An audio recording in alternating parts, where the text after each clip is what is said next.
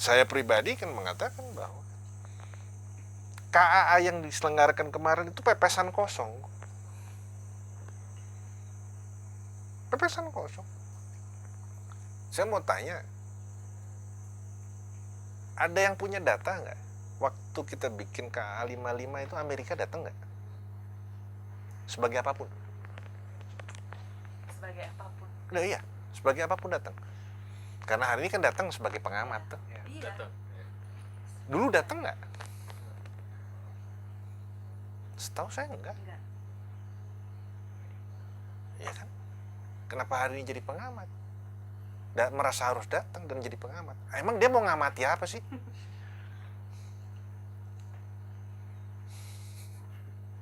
Dia harus mengamati apakah skenario sudah sesuai dengan apa yang diinginkan, kan itu. Supaya agendanya tidak keluar dari apa yang dia mau, kan itu. Gitu loh.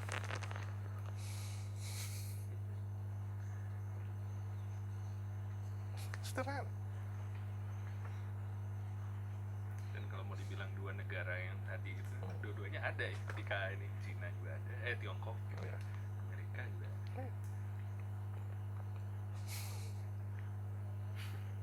Iya. Apakah mereka juga ingin tahu peta kekuatan di negara selatan-selatan tadi itu? Enggak perlu. Nggak perlu. Udah tahu kok. Udah tahu. Cuma ingin memutuskan hasilnya jangan keluar dari apa yang sudah mereka skenariokan, itu saja. Kalau misalnya tadi kan dibilang tentang Indonesia lagi seperti melawan IMF, itu kan punyanya bisa dibilang Amerika gitu ya. Ya. Maksudnya ini memastikan agendanya nggak keluar tuh gimana ya? Maksudnya statement tadi ya, statement pidatonya kan ada begitu. Iya, bukankah itu jadinya menyerang balik ke Amerika? Antar kalau dibaik-baikin juga berubah kok. Kan saya bilang ini kan anak kecil lagi ngerajuk kok. Ya kan, nggak dibeliin terus dia lempar-lempar apa, dia ngerusak apa sampai udah jangan sini ini mau apa sih kan?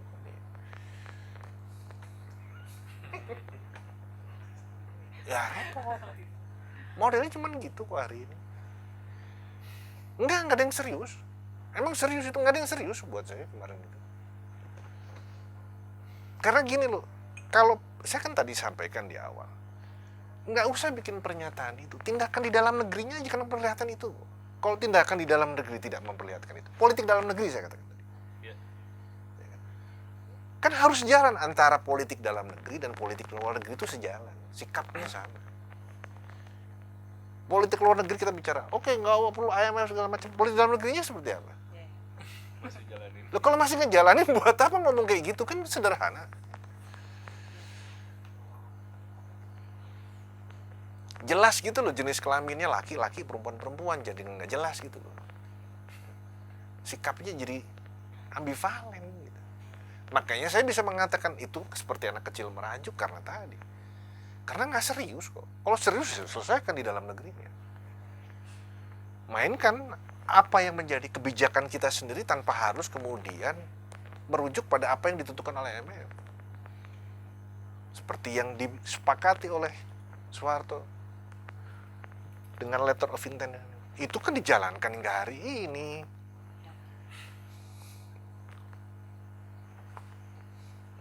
Belum pernah dibatalkan oleh siapapun, presiden manapun belum pernah membatalkan itu. IMF, gue nggak mau nih. Robek aja kertas itu perjanjian. Nih, makan sana. Gitu. Selesai. Kita bikin permainan kita sendiri. Nah itu baru keren. Gak usah ngomong IMF begini, gak usah ngomong itu. Tindakan yang jelas. Nah, itu baru gagah. Gitu. Ya. Nggak model peci gitu terus kemudian wah ini lebih presiden. Bukan itu. Itu juga nggak penting gitu loh. Bukan tindakan yang seperti itu. Nggak usah gembar-gembor gitu. Lakukan enak. Kalau sudah teriak-teriak begitu, udah capek deh. Lagi-lagi saya cuma mengatakan ini cuma omongan rakyat loh ya. Saya kan cuma rakyat, gitu loh. Boleh dong rakyat ngomong. Masa elit mulu yang ngomong gitu kan? Kita kita diskusi ya. Lah iya, rakyat masa nggak boleh ngomong? Rakyat juga pengen ngomong kok. Bisa ya itu Pak De, pembatalan sepihak. Kenapa nggak bisa? Ya, maksudnya kan udah ada perjanjian misalnya. Boleh, karena buat kami ini merugikan kok. Banyak kasus contoh, bagaimana keterlibatan IMF di banyak negara itu membuat kemudian ekonominya jadi hancur. Anda bisa cek itu, browsing. Banyak itu. Di beberapa negara, apa yang mereka, ketika mereka campur tangan, justru hancur ekonominya. Nggak, bukan lebih bagus.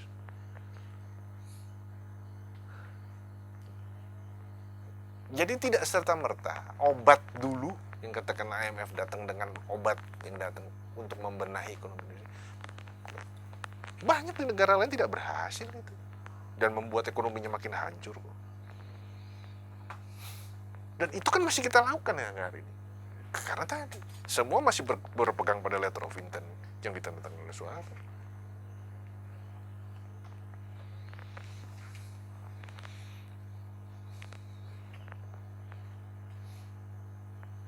Nggak ada satupun presiden yang mencoba mengkoreksi itu. Nggak ada.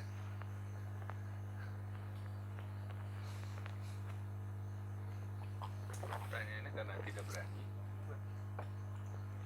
dengan konsekuensinya mungkin. Ya tidak berani kalau yang jadiin mereka siapa juragannya. Dia kan perlu orang yang merdeka dari mereka bisa melakukan itu. Kalau kemudian sistem yang hari ini melahirkan mereka saja sudah settingan mereka semua ya pasti yang jadi juga settingan bagian dari settingan itu kan orang mereka semua. Jadi bukan nggak berani dalam pengertian sikap karena memang ya Masa mau ngelawan yang iyalah dekatnya gitu. iyalah masa mau ngelawan juragan kan gitu.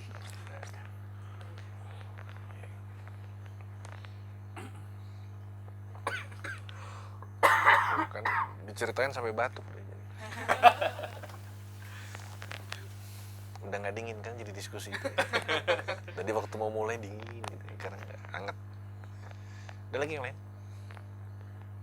Kalau jadi kalau dulu kan sebenarnya ada satu Pak De pernah cerita juga membangun poros Indonesia pada saat itu membangun poros Jakarta, Pyongyang gitu, Beijing gitu, dengan poros itu. Jadi sebenarnya apa yang dilakukan Jokowi dengan merapat ke Tiongkok gitu ya, atau itu sama sekali berbeda ya sebenarnya. Potretnya gimana nih Pak De? Beda lah. Soekarno kan porosnya jelas Jakarta, Phnom Penh, Pyongyang, Beijing, Peking, Moskow. Ini kan 5. Artinya negara-negara ini tidak mungkin kemudian kalau satu mencoba lebih dominan dari yang lain, pasti yang lain bilang nggak boleh gitu kan. Nah, kalau cuma sama satu, ya siapa yang mau mencegah gitu loh. Soekarno kan tidak dengan satu negara, tapi dengan beberapa negara sekaligus di dalam satu. Kenapa? Karena ada keseimbangan tadi yang dibangun. Gitu. Poros ini membangun beberapa negara, bukan satu negara. Jadi ya beda lah. Kalau yang dilakukan Jokowi dengan Cina hari ini enggak. Lain halnya kalau kemudian tadi Jokowi bikin poros juga gitu, misalkan paling enggak dia dengan Pyongyang gitu kan, Korea Utara, Peking dengan Putin. Nah, itu baru clear. Ya dong, gitu. Enak gitu mainnya gitu. Kalau dengan Cina saja ya udah. Sebenarnya nyerain kepala aja ini.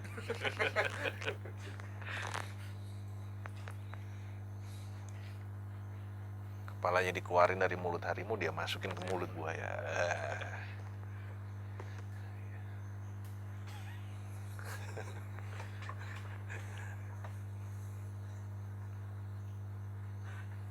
Kalau dengar tadi ya dari yang Pak De paparkan, kemudian pertanyaannya apakah ada harapan ke depannya kalau dari rakyat gitu ya Pak De, bahwa akan muncul di pemerintahan ya memang yang punya semangat seperti yang tadi Soekarno punya gitu di awal ya, ketika dia prakarsa gitu begitu ya, semangat yang itu, apakah ada harapan kalau sudah settingan semua ya Pak De ya, kemudian sistem yang melahirkan gitu, kalau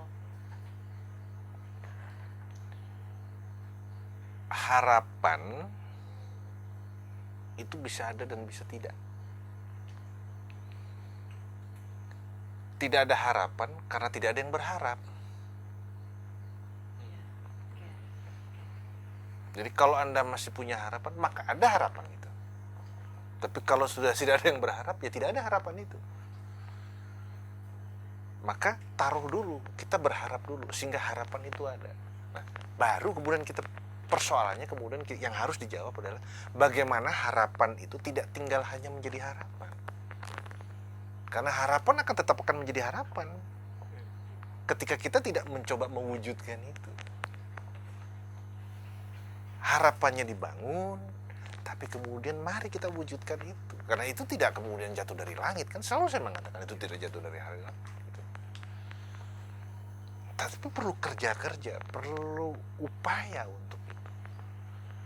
Perlu perjuangan bahkan untuk itu. Jadi harus ada dulu harapan. Kalau sudah tidak punya harapan ya jangan hidup.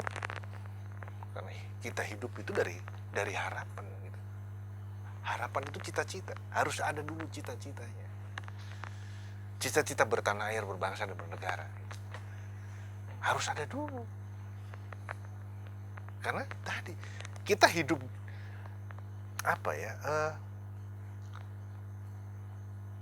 bukan berarti kalau kita memikirkan itu lantas kita tidak memikirkan diri kita. Ya tidak, kita bicara tanah air, bangsa dan negara karena kita ada tinggal di dalamnya, kita hidup di dalamnya, kan itu sebenarnya. Ya. Maka kalau kita tinggal dan hidup di dalamnya, maka apa? Kembali kepada keinginan bagaimana kita merdeka, kan kembali ke sana. Menjadi negara yang bersatu, berdaulat, adil dan makmur, kan itu cerita yang kita ingin capai dari proses kemerdekaan, kan itu. Maka kembali tadi, cita-cita bertanah air, berbangsa, bernegara, harapan bertanah air, berbangsa dan negara itu harus ditempatkan pada posisi bahwa kita hidup di dalamnya, kita tinggal di dalamnya, dan bagaimana kemudian kita menjadi bersatu, berdaulat, adil dan makmur. Itu gitu. Jadi bukan seolah kita mikirin negara itu, mikirin tanah air, bangsa dan negara itu, kita tidak berada di dalamnya. Ya salah. Kita ada di dalamnya, maka kita harus melakukan itu agar kemudian masa depan kita dan anak cucu kita tidak seperti hari ini gitu. Harus menjadi lebih baik sesuai dengan tadi keinginan waktu kemudian kita menjadi merdeka. Seperti apa? Jadi kalau Anda tanya harapan dari, ya kalau Anda tidak punya harapan ya sudah. Tapi kalau kita masih apalagi orang-orang muda, makanya Soekarno mengatakan beri aku 10 pemuda maka akan aku guncang dunia. Justru spirit itu harus ada di anak-anak muda yang memang masih punya daya juang, ya kan, masih punya keinginan gitu kan. Kalau yang tua-tua kan udah tinggal nunggu mati itu biasanya kan gitu kan.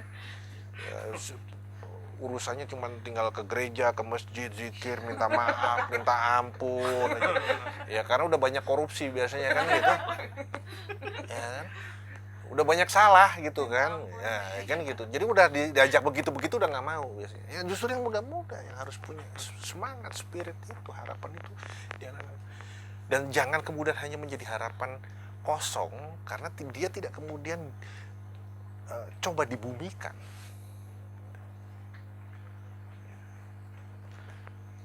Sekarang Pak De, kalau misalnya kita mau kembali ya spirit KAA ini gitu, sebenarnya penerapan atau implementasi yang seharusnya gitu yang dilakukan itu seperti apa gitu Pak De?